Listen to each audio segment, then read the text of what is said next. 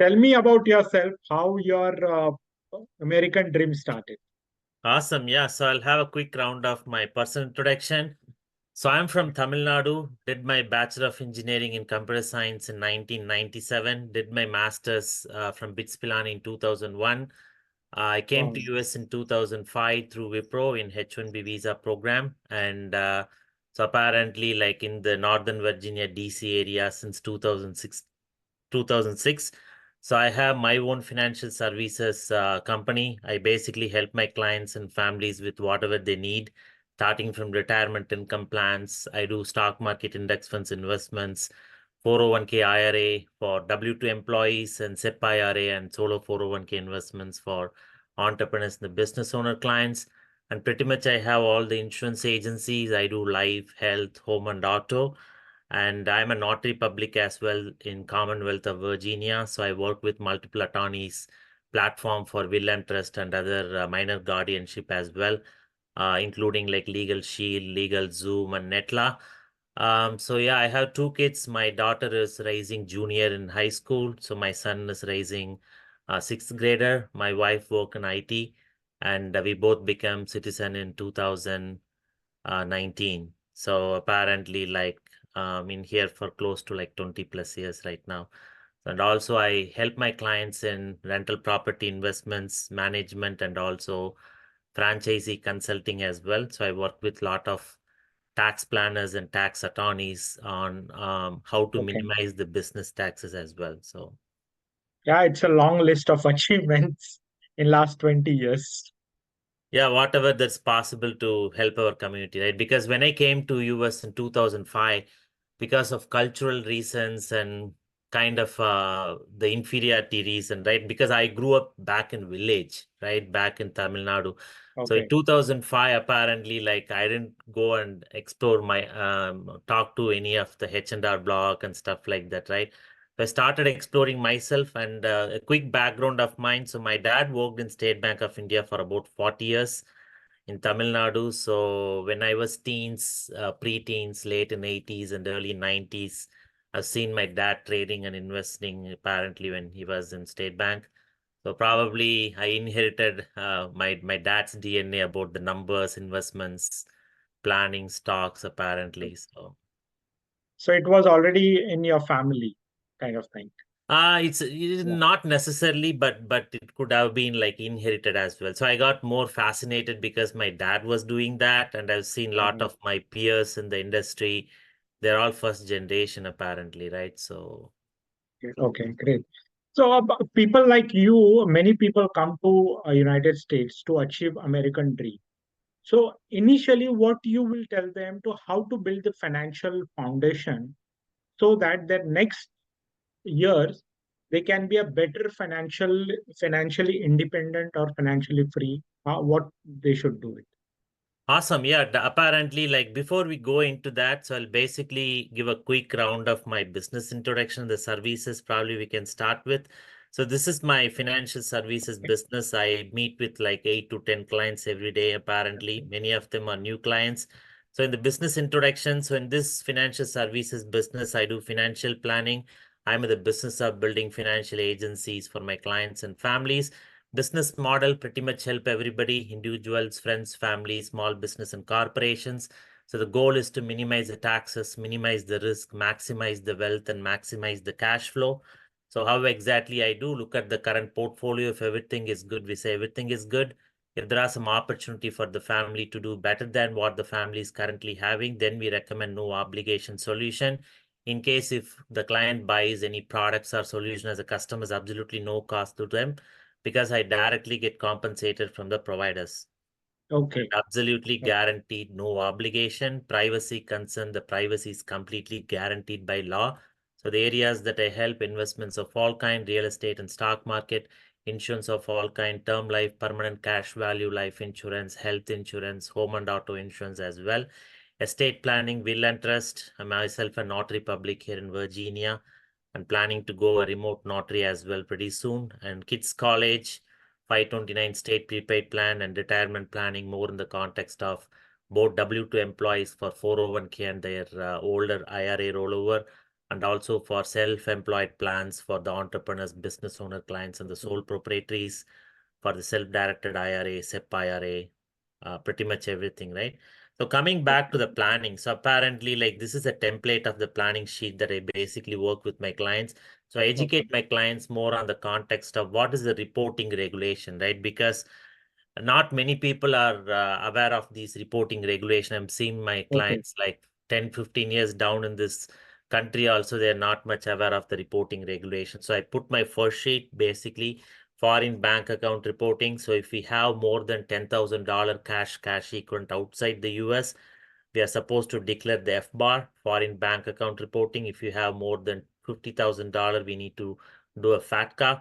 So when we come to the US planning, so the first year, what I would like recommend is everybody needs to have at least like start with the 401k, right? So everybody in Okay. this country, as soon as from day one, your H-1B visa employers should give Okay. you a basic health insurance for sure. Otherwise, the health insurance is mandatory that's coming from your employer. So that's kind of a mandatory to see the doctors from day one. Please make sure you get that for your family as well, even though your family may be traveling little later than you. They need to have their health insurance as well, starting from their day one. And if kids are coming, the kids are going to be a dependent on you, right?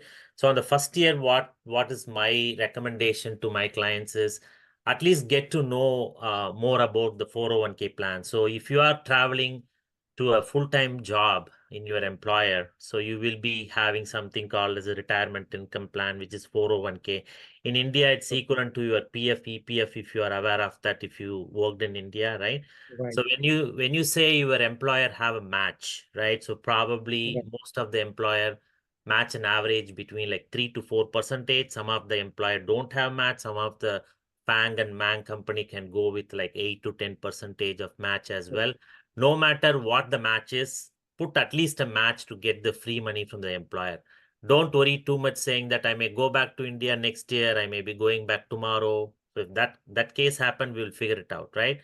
Start at Okay. least with the employer's match. So in the first year, yeah, definitely the employer match is needed, if not max funding. So every year IRS increases the maximum number of investment that you can do in 401k. So currently it is about $24,000 per year. You can bring your pre-tax retirement income, the investments in 401k, right? So many of our clients, like including me, we max out 24,000. So on the first year, you may not need to max out because you are still kind of understanding the US investments, taxes, and stuff like that. Right. So don't leave the free money on the table with your employer match, no matter what is your X percentage of the match. Go for the X percentage of the match. At least you have 2X percentage, right? Even if you decide to go back to India, you will still need the investment money for your income after you are 60, 65 when you retire, no matter where you retire, right? So don't ever miss the boat of the US investment, apparently. So do the 401k match. So for those who are traveling as a contractor, right? Okay. Contractors are some of the consulting companies who sponsor your H1 and work as Right. hourly contractors. I basically worked as a contractor myself. So the contracting company, the thing is they don't have like kind of the benefits to give 401k. So if there is no 401k from your employer, you can go to your nearby like a brokerage banks. So the Okay. Bank of America's brokerage account is Merrill Lynch, or you can go Right. to any of the other banks like Wells Fargo or Chase or Citi of your choice, wherever that your Okay. checking and savings account is there. All the banks have their brokerage account. Talk to the brokerage account and start something called the IRA, right? That's an individual retirement Okay. account. So the good thing Okay. about IRA is even though I don't have a permanent job, even though I don't have a salaried income, but I'm an hourly contractor, I can Right. still contribute up to like $7,000 per year, right? Okay. The flip side is I don't have an employer match. So which means that I Right. only contribute, but there's no match coming in. But don't worry on that. You need more than double of the money what you are spending right now when you are employed. When you are retired in the next 20, 25, 30 years, you need more than double of what you are spending right now in the retirement. So that way, Right. your goal is to make your retirement portfolio growing over the period of years. So. It's like PPF, Public Provident Fund in India. Exactly, So exactly. Yeah. yeah. So and apart from the 401k, do you suggest any term insurance one should have? Because many people come with a family and their Mhm. family is dependent on them, like kids, spouse. So in that case, life is uncertain. Anything can happen. So Yeah. do you suggest to take term insurance? That's a great question. So there are a lot of companies who are more not immigrant friendly companies are there. There are many companies who are friendly are there. So I work with about 50 companies, basically ended up working 50 companies. I started with handful of them and ended up building a portfolio of the term insurance company over 50 plus. So yeah, of course, like people who are in this country as an immigrant, no matter what work visa you are in, like L1 or L2 or H1 or H4, you can get a basic term insurance starting from 8 months in this country, right? Okay. So there are only few providers who are going to give you when you are 8 months in the country. There are few providers who can give you at 1+ year in this country, and some provider gives like 2+ year, and some Okay. provider will give only after 4 years. So based on the duration of the client, I basically help them to associate whatever provider needed for them based on their immigration status and how long they lived. Yeah, of course, like everybody needs a term insurance. So unfortunately, we see lots of GoFundMe's among our unprepared Indian American communities, more in the context of like people just think that my employer provided group insurance itself is sufficient. Of course, it's sufficient for like 1 to 2 times of salary, but if the family ends up buying a home in the following years, or the kid born in the US and they plan to go for the US based college, right? Apparently, everybody needs to have at least $1 million for 30 years or 35 years term, like based on their age. So I basically work with multiple providers who are doing 30 years, and there is only one provider which I work with, which is AIG Corebridge. I'm one of the top Okay. producers with them, who give 35-year terms. So the younger you are, take a maximum term available, which is 35. Okay. That's going to help to lock your premium for 35 years, which is a good thing that you do for your family's finance. So Yeah, that's the best part of the term insurance. You lock the premium yeah, and next 35 years, you can have the same premium, yeah. irrespective of the inflation part.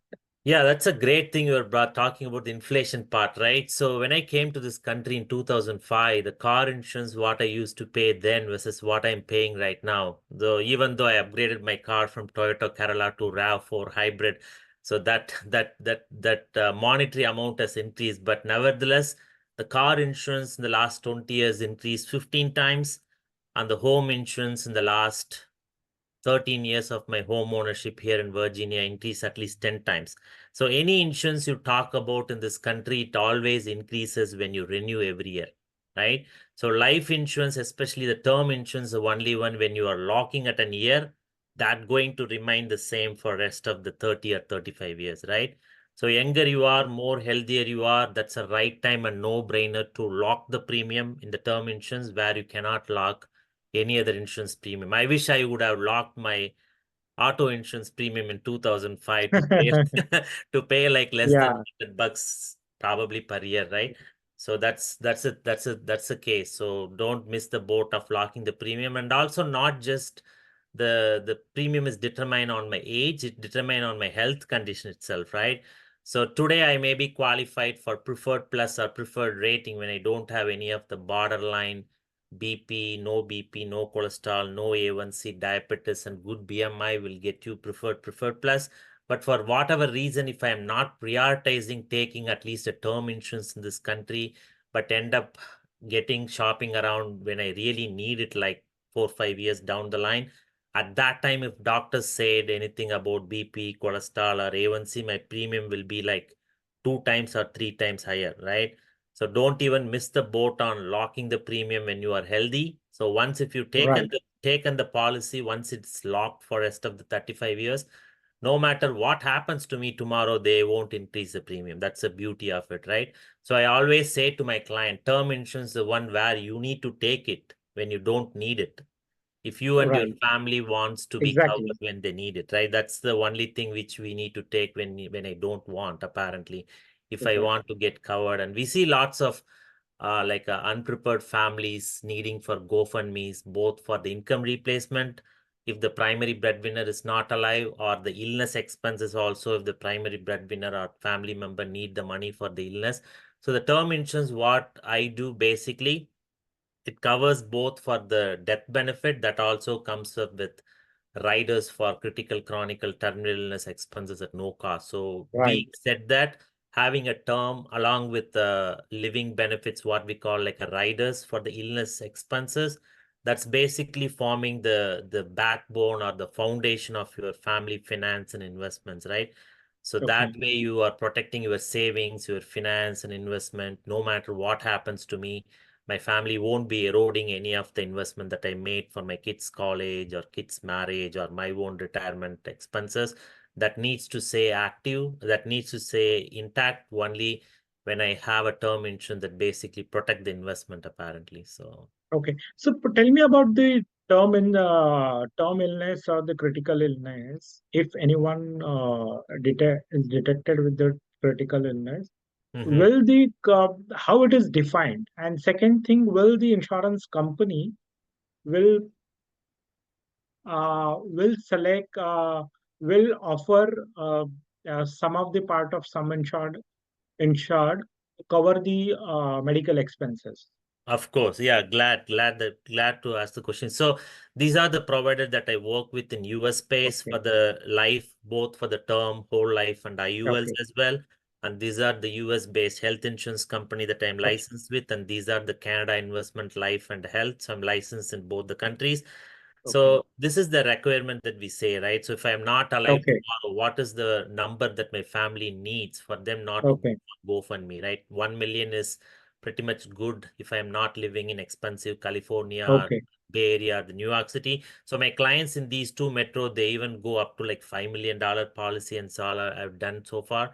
Well, but pretty much whoever not living in Bay or New York City, expensive one, Okay. 1 million, 2 million is good for more in the context of 10 times of an annual income, or dime Okay. analysis, E for debt, including credit card loan, auto loan, student loan, income replacement for next 5, 10, 15 years, mortgage leftover 500,000, 250,000 or a million.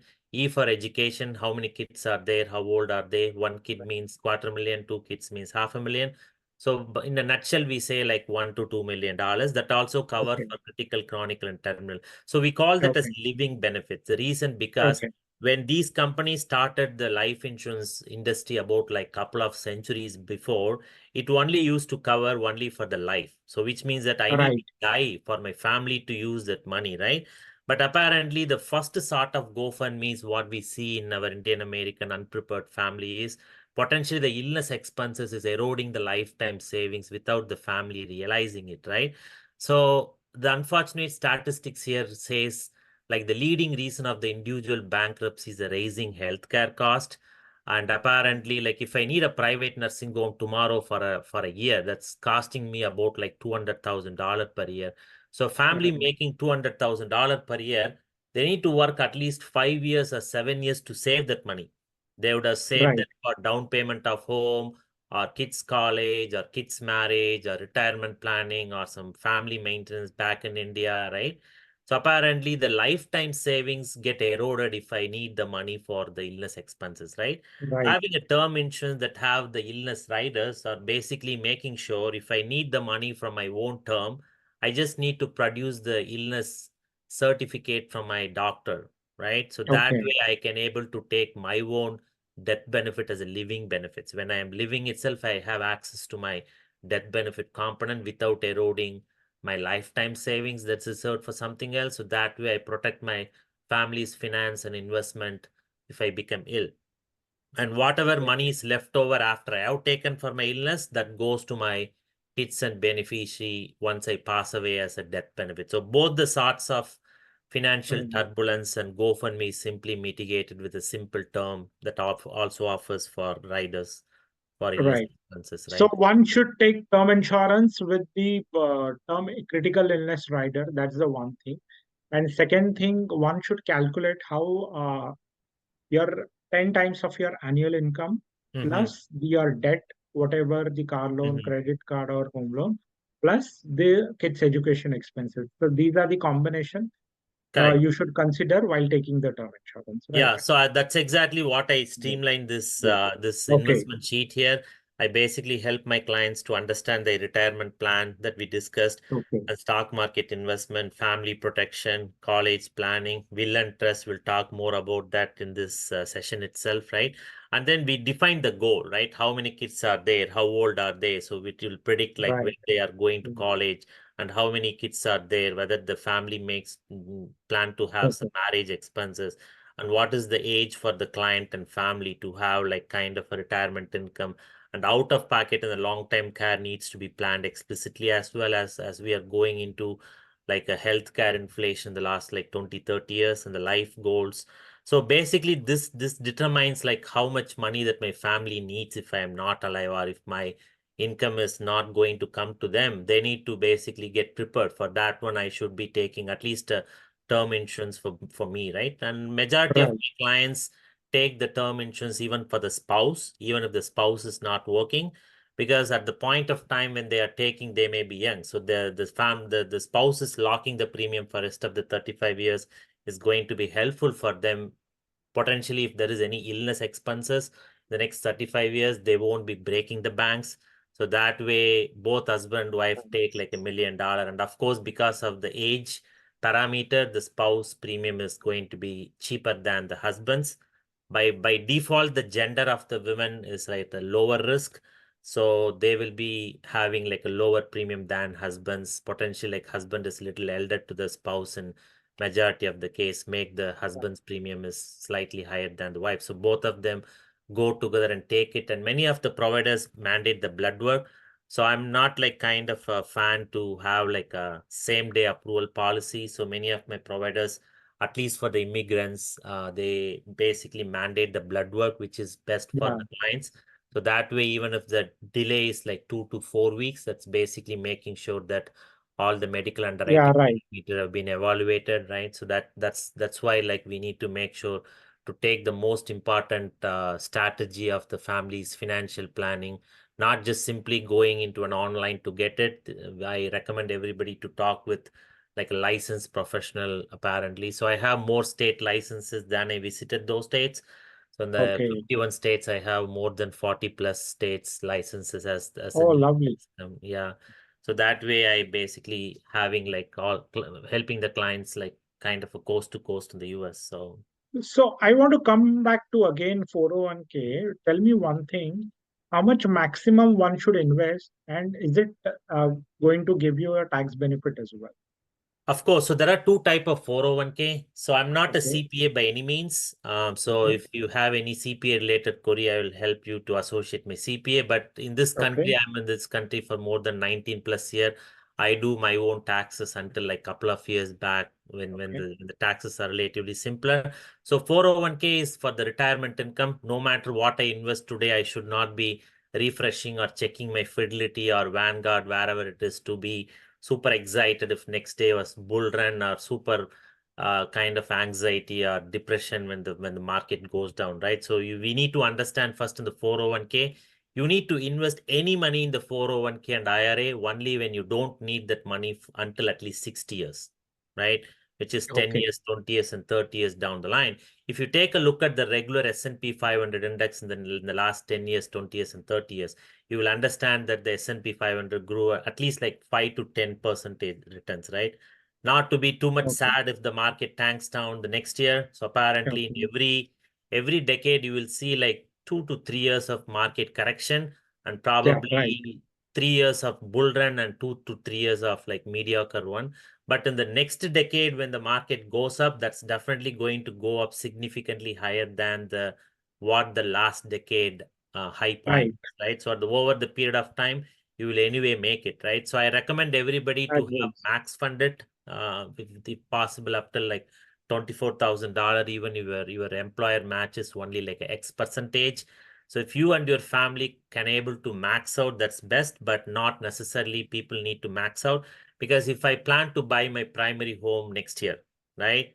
My primary goal is to save money for the down payment, right? Okay. So at that time, I need to make sure I put my emergency funding, which is 3 to 6 months of salary, set aside in a high yielding savings account like Marcus, which is a Goldman Sachs company, or Wealthfront. These two are, I think, as of like June 2024, as we are recording this one, they are giving about like 5%. So that way, Okay. at least my emergency funding is growing at 4 to 5% rather than sitting ideal at 0 to near 1% in your regular checking and savings account. That's not even going to meet the inflation, right? So your emergency funding also need to grow at least until the inflation. So I Right. highly recommend the emergency funding, and your down payment should be in a CDs, which is locked for certain period of months or a year, or HOSA is a liquid cash where you can take the money anytime, right? So whatever money that you are having your emergency funding of 3 to 6 months, if you don't have plan to buy a home, apparently in the next 2 to 3 years, you should max fund your Right. 401k. Apparently, no matter whether you and your family are working and whether you are a single breadwinner, I would highly recommend to maximize in traditional 401k, because you are getting some tax deduction right off the bat for this year, right? So that way, if I am in a 30 percentage tax bracket, and if I am putting the max $24,000, so I basically get $8,000 tax rebate this year, which is a good thing. And then Right. that $8,000 I can buy a term insurance, I can do my IRA, I may finish my vacation as well, right? So that way it's kind of a That's a win-win good idea. scenario. Yeah. It's, So about you said about the emergency fund. How mhm. safe is the emergency fund? I mean, I understand it can be accessible anytime, but Mhm. how about the safety? Oh, great question.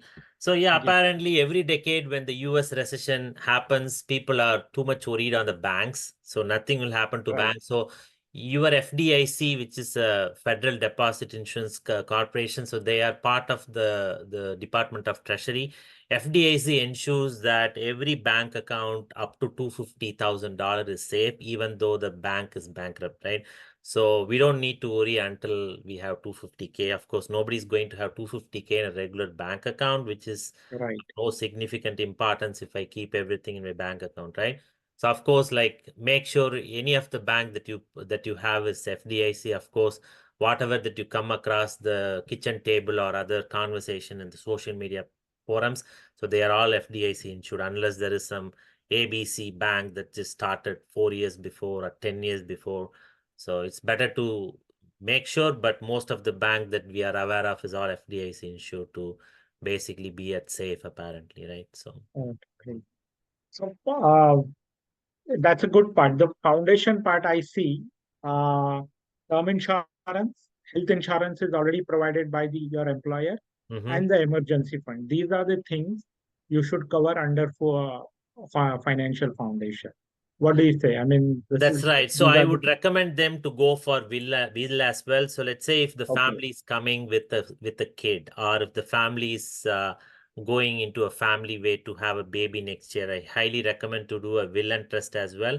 So apparently this may be little newer for our Indian American community, where we don't want to talk about death, right? Nobody wants to talk Right. about death. I don't You're want to right. die either, right? So that's the reason why I see many of them are giving pushback for even for taking a term and will and trust, right? So we need to understand this. I'm not taking a car insurance because I'm going to make a car accident. I'm not taking my home insurance because the home is going to be on the fire, right? So apparently these are only the contingency measure we have to get rid of, apparently, without denting big ones, right?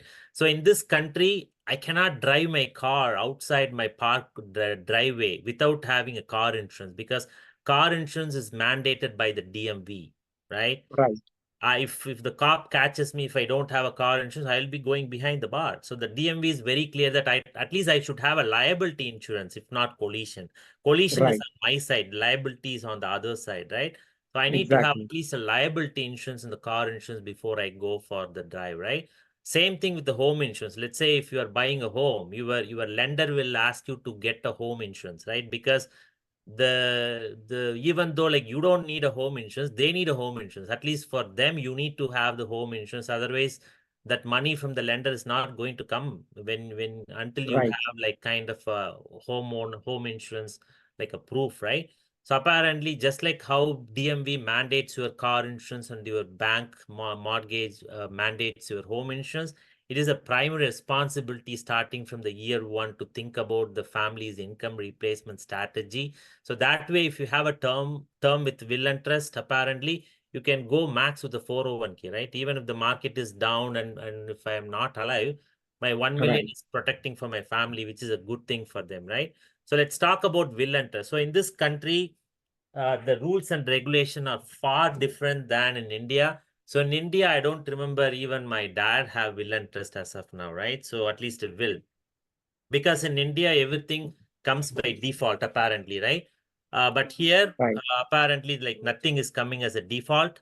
So that way I need to make sure that even my spouse, if they want to inherit whatever that I have, I need to write it in a piece of paper and sign it and get it notary, right? That's exactly why I got my notary public to help my community and my friends and clients in Virginia, apparently going remote notary in a few months apparently. So that way, will is basically make sure that who takes care of my minor kids, who takes Right. care of my assets, who takes care of my home, what is the distribution of those investment among my beneficiary Exactly. and my contingent beneficiary, right? So that way, I recommend everybody to have will, whoever is having the minor guardianship, and also whoever having a home, they need both will and trust apparently. Right. So, will and trust is a very important part. One more thing I want to add, how one can plan for their kids' education, because that is also one of the big expense or the Right. responsibility, I will say, Correct. over next 10, 12, 15 years. So where one should, how one should plan and where should they should invest it. So great question. So let's talk quickly about what is 529 plans, right? Okay. So 529 plan is a state plan, right? So apparently if I live in Virginia, I think my 2024 the Virginia state tax is about like 5 to 6 percentage. So if I invest in the 529 plan, I'm not going to get 30 percentage tax break unlike a 401k, because Okay. 401k reduces your federal taxes. But 529 is not going to reduce my 30 percentage huge federal tax, but probably 5, 6 percentage of my state income tax, right? So Okay. apparently people in Texas and Florida and Washington state and Delaware, they don't even have a state income tax. So which means that whatever investment that they made, they don't have any of the tax benefits, right?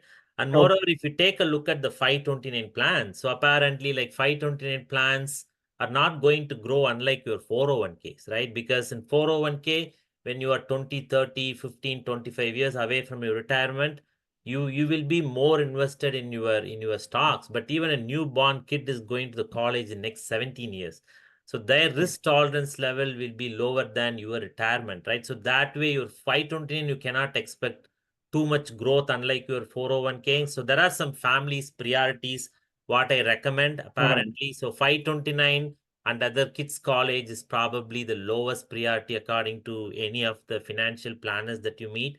So max out your 401k, have a primary home, take a term insurance, have a will and trust done. Make sure your spouse also working in the domain whatever that she is interested in, probably in H4 EADs or L2. They have a lot of opportunities, non-IT opportunities here in this country to be like a self-entrepreneur or kind of a sole proprietary, or they can have their own LLC for their sole proprietorship. So whatever that you imagine that you want to do in India, right? You can Right. make things happen here, even here, right? So Right. so that way, like you can plan your non-IT like a side hustle or side job or something like something for the family as well. So that way, if two incomes are coming in, that's going to be the best thing that you can do in this higher inflation and the higher interest rate the time. So that way, you will basically can able to invest more for your retirement. Okay. So, where the what are the instruments in this 529 plan? I mean, this they invest in stock, ETF, or index funds. What are the combination basically So of usually by default, it is invested in the target year fund where your kids are graduating. So apparently, like their 18 years, the 18 years year is going to be the target year fund, unless you want okay, to invest in a high volatile stocks or index funds. So the 529 is also subject to the market risk, and also like when the market is higher, that's not going to grow higher like your 401k. That's exactly the reason why the 529 is of the least priority, right? Also, let's take a look at that, okay, right? So apparently, let's talk about what is an average the child needs for college. So no okay, matter where the family lives, right? Be it like okay, no state taxes in Texas or highest taxes in like New York or California, right? So every state has their in-state colleges. So if you are a resident of a state, all the colleges inside the state are your in-state college, right? Your in-state tuition fees is probably the cheapest, apparently. If you go out of the state, then the out-of-state expenses for the tuition fees is going to be 3 times higher than your kid graduating or picking a college in your own state is going to be important right, as well to have like a lower the tuition fees, right? So being said that as of 2024 depends on the in-state fees. The average is anywhere between like $25,000 to $35,000, just the tuition fees, right? And then you need to plan mm, for dorm, apartment, food, car insurance, all the stuff. So right, potentially we are foreseeing like $50,000 per year for sure for 4 years, which is probably close to like $200,000 or $250,000 just for 4 years. But your kid is planning to do medical, that's completely a different ball game, right? So the medical schools are 8 years. So first 4 year they will do pre-med probably at this $200,000 expense, and right, the 5 to 8 years is probably in the medical school. Medical schools are far more expensive. Some of the medical schools that I know here is probably like 70 grand to $100,000 per year, right? If you go to oh, like Ivy League, like Harvard and all the other things, that they are like highly priced, right? So they are highly priced for a reason, because the moment that kid graduate from Harvard, they are kind of completely settled down in their life, right? So right, apparently, like that's exactly the reason why I don't recommend my clients to put more in the college, because you don't know where your kids are going to college, in state or out of the state. If it is medical, you cannot save $1 million for your kids' education, right? Also, think about this way: when you are 65, will you get a loan for your retirement? Or when your kid is 18, will the kid gets a loan for their college? It's kind of a no-brainer, right? what are the options for investments? Like for kids, one wants to go for any other options, then what are the options basically? For the kids one, yeah, apparently Yes. like so when they put in 529, they need to understand that that's subject to market risk. So many of Okay. the 2022 subjected 529 plan during the 2022 market downturn that potentially eroded the last 4 or 5 years of the gains, right? So people who started like Right. 2018-19, they may be still sitting at a negative by the end of like 2022, right? So being Right. said that, it's completely up to the parents whether they want to gamble their 529. Also, the growth part of it in a regular target year fund and the 529 is not going to be as much, unlike your 401ks. It's probably going to be like 3% to 5%. So if you think like you are fascinated with CDs, probably 529 is probably going to fascinate you. But Okay. many people don't have CD because CDs is barely meeting the inflation, right? You need to invest it, when CDs and your HYSAs are not an Right. investment but savings. So I see that 529 is not really like kind of an investment. It's only kind of a savings mode, apparently, right? So there are Right. like a few plans which probably the parents can take a look at that as soon as the kids born. So we do basically have the whole life and the index universal life for the newborns. So when they pay like for 10 years pay for the first 10 years, apparently they will have some money left out in their IULs and whole lives to basically take the money apparently for the kids college. Or if the kid end up in other state, or kids get into a scholarship, apparently they can use the cash value for anything else, right? When the 529 is specifically used only for the college purposes, you can use the cash value of your whole life and IUL if you properly plan in such a way you can use for anything else for the kids as well. So Okay. So, like you said, in 2022, we saw a massive market crash or a downfall in the market. So, do mhm. you recommend, for example, like if my kid is about to go to college in 2022 and market crashes, so I cannot say my daughter that wait for a 1 year, market is done next year. So my question is here, do you recommend one should plan once the kid pass around 10th grade, and once the kid is past 10th grade in 11th, the parent should look at the market and book the profit or withdraw the amount to prepare for the next 2 3 years education fund? So great question. So if I invest myself in a Tesla or any of the stocks or any of the index funds, your question is valid. Okay, when should I leave the market? Let's say okay, if my kid is going to the college in 2022 versus a kid okay, born in 2022 and the parents start their 529 in 2022, right?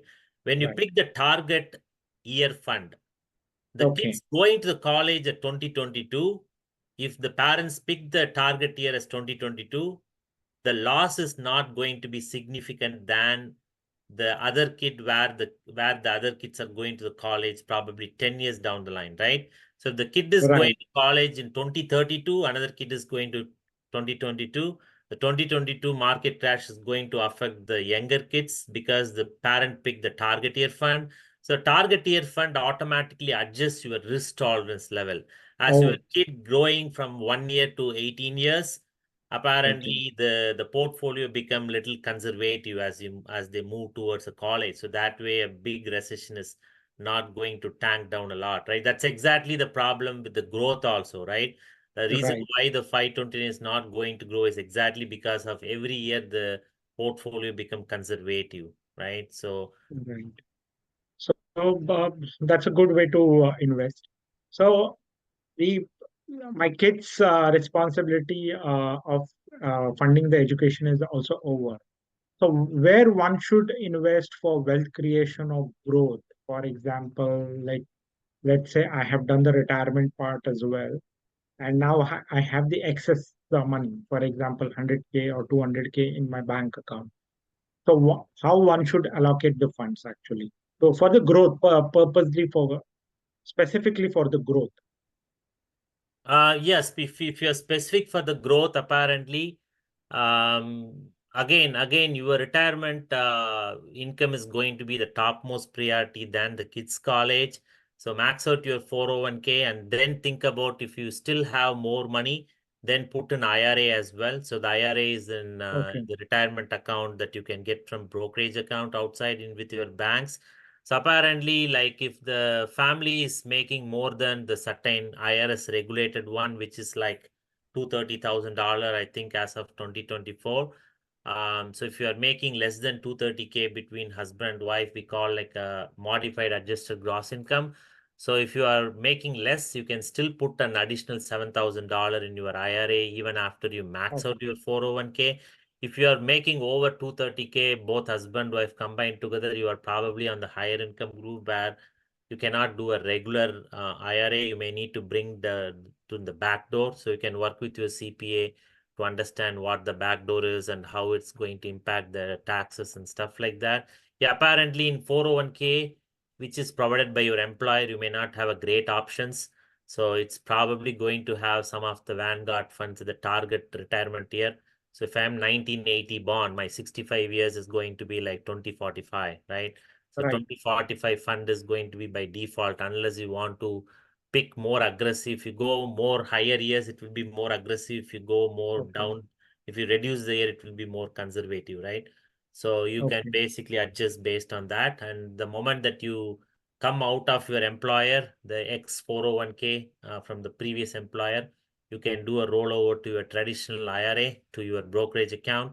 So that way, in the traditional IRA, you have great options to pick up your VOO or QQQM or some of the other VTI kind of the index funds as well as your choice, because your employer provided 401k don't have any of these regular index funds options, unlike your regular IRA or SEP IRA.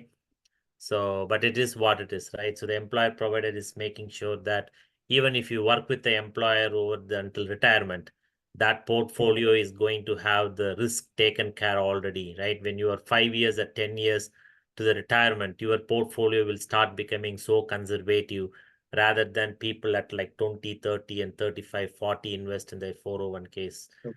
The risk tolerance level is more for the younger the employees than the older employees, right? So Right.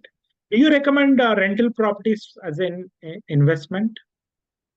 yeah, of course. So rental one is a passive income, so that's not an active income. So Right. unless I work for the rental properties for 750 hours, so which means that if you are planning for the rental properties just for the like kind of an asset in the next 10, 20, 30 years to pass down to the next generation, or apparently you can do that. So two things to consider to buy the rental properties. So in the primary home, you can basically bring as low as 5% down and potentially pay something called as a mortgage insurance until your home equity gets to 20%. So in the primary home, I have a lot of flexibility to decide how much down payment that I want to do. But the rental property, you need to bring 25% down, right? Okay. So with Okay. the higher interest rate, your primary home, let's say if it is like 6.5%, your rental property is going to be 1% more than the primary. So which means that Okay.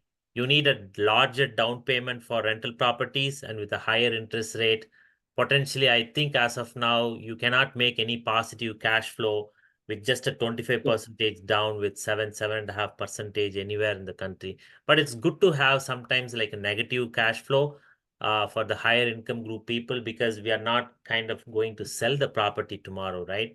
So keep it Right. 5, 10, 15 years. When it appreciates or when the interest rate gets slashed down by a percentage, you can do a refinance and bring the monthly The mortgage interest rate down. count.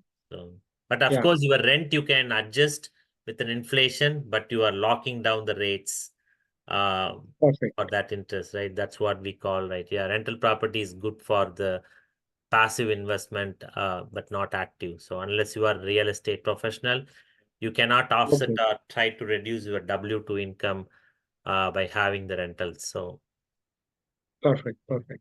And what about the franchise? What about the franchise business? Do you recommend someone who should invest in a franchise business, So apparently sitting the with the cash? franchisee is little tricky. So there are like multiple ways how to do franchisee. So if you want to own a franchisee as an active investor where you want to work after buying it, I highly recommend you to work part-time after your W-2 income in any of the franchisee to figure out whether the environment suits good or not. But if you're a passive investor like me, bring like 50,000, 100,000, $250,000 along with other franchisee investor just to basically invest it so that like others can manage it. So when you are an investor, you can go for it. But when you want to take the franchisee as an active, I recommend to work as in the franchisee to figure out all these nuances, if then else, and lot of assumption you need to clear it off if you want to take the franchisee as active. So many of the franchisees that people own, they basically start as a passive investor, bringing only the money to figure out how that works and things like that, and Right. slowly get into that before they take it as active. But yeah, apparently it has both pros and cons, so which means that franchisee business is like much more tedious than your W-2 job, right? It's not going to be that much one. But apparently, like when you own a franchisee, that basically talks about your net worth potentially goes up as well, right? So just like how you have your rental property appreciation, your franchisee will also appreciate based on what sort of franchisee it is. So I'm working with a couple of franchisee consultant in US who help my Okay. clients to associate to figure out shop around from 4,000 franchisees. So when I came to US like 20 years back, whenever the franchisee came into picture, I think about Domino's, Papa John's, and Right. Subway and Taco Bell kind of stuff, right? But there are like 4,000 franchises in this country, not just the food franchise. I would say food franchises, the lowermost franchise, because there's like handful of the franchises, not bigger, Right. right? So, but there are like lot of like real estate franchises, which is what like many of the passive investors and real estate professionals are owning, like a rentals, which are the Okay. franchises as well. So Okay. all the buildings that you go for your primary care physician, gynecologist, and the child specialist, and all these dental offices. So even though those are particularly for that office space belong to the doctors, they're all owned by a franchisee of you or me and you and me, right? So that kind of Okay. franchise is what that you are seeing. And also all the malls, you see the shops, so they are part of the franchise as well. So apparently Right. there's like close to 4,000 to 5,000 type of franchises in this country. So, Okay. Many people ask me one this question. I want to answer for this question that they are holding company ESOPs. Like many are mm. holding like Meta ESOPs or Google, Tesla. It is concentrated in one stock. So, do you recommend to book the some part of the profit and they can diversify their investment so that any kind of negative impact on the stock, they have their diversified other investment portfolio to cover the risk. Yeah, if in the great thing about the ESOP is you buy your employer share at a fraction of a cost rather than your friend working in Right. another company buying for it, right? So I don't necessarily see that that needs to be diversified. Anyway, you are getting at lower price, or you are after the 5 years of your vesting period, you basically sell off for the larger amount, right? So you're not going to sell off when your employer stock is down. You will sell off only when your employer stock is up. I don't see that as a necessary risk, but apparently the diversification is like more needed. So if you own your company stock or any company stock, you are at a risk based on the company's performance. But if you own like an index funds like Vanguard or QQQM, they are combination of like S&P 500 or the top 10 the domain leaders in each of the domain, right? So the Okay. Vanguard funds manager and the QQQM funds manager make sure to include the top 10 or top 50 or top 100 in that particular sector. So the risk is less on your side if you own a Vanguard fund rather than something else, where that something else can potentially go bankrupt tomorrow, where the stocks can come down to zero. But the good thing about the Vanguard fund is even though that company is there in the Vanguard like 10 years back, so they see the projection of that particular company and the competitor of the Right. particular company's domain. If the company is not performing, the Vanguard fund manager is going to throw out the company and include the competitors, right? So that's why the index funds are less volatile than the stocks apparently. But I don't see that Fang and Mang company is going anywhere near that kind of turbulence. So unless you understand that when the market is down, don't get panicked to pull the money. That's exactly causing the inflation. That's exactly causing the market crash, right? So the panic Right. selling in this country is so huge and become like quite commonly saying that, okay, so I should probably exit the market, right? So you can never time up the market. You just need to better your dollar cost average, gradually buying as and when you have some investment plan, Right. gradually buy it and better your dollar cost average. So think about this. So even though your existing portfolio of your index funds or the stocks are going to come down, when the market is coming down, but when you are entering the market at that particular lower point of time, you are buying probably one and a half the Vanguard fund more than like what it was like on the high side, right? So sometime you Right. will better your dollar cost average on the lower time. So the lower market time is equivalent to your Thanksgiving for the index funds, right? So that way I've seen a lot of people portfolio when the market is down in 2022. So they put more because they know that that's kind of a market down. You can buy more units for that $1,000 rather than Right. buying the same unit in 2021, which is a market high, right? So you can time some of those scenarios of when to buy and when not to buy. So I'm a big fan of Warren. Warren always used to say, right? So when there is a fear factor, you need to buy. When Yeah. there is a Exactly. greed, you have to wait and watch, right? Right. So that Yeah. kind of strategy, even the small investors, we need to make sure that Greed, probably take Mm, a risk and do that, and mm. the greed you have to stay watch, and like a fear, that's the time that to enter the market, right? Potentially just invest whatever that you don't want for the next 5 to 10 years. That's You're the, right. not like kind of put today and tomorrow if it goes down, should not get panic, because when you enter the market you need to set up that I don't need this fund for the next X number of years, right? Right. So that is exactly how we can better our dollar cost average without having the emotion come into the picture of daily ups and lows is always going to be there, right? So Okay. Perfect. Perfect. So we'll stop here. Thank you very much. You answered all my questions, and I would like to do one more episode with you. So sure, I'll come awesome. with a more and more questions. So I hope you will answer them. Thank you Definitely very much. sounds good. Yeah. Talk to you soon. Thank you very much. Take care. Bye. Thank you. Bye.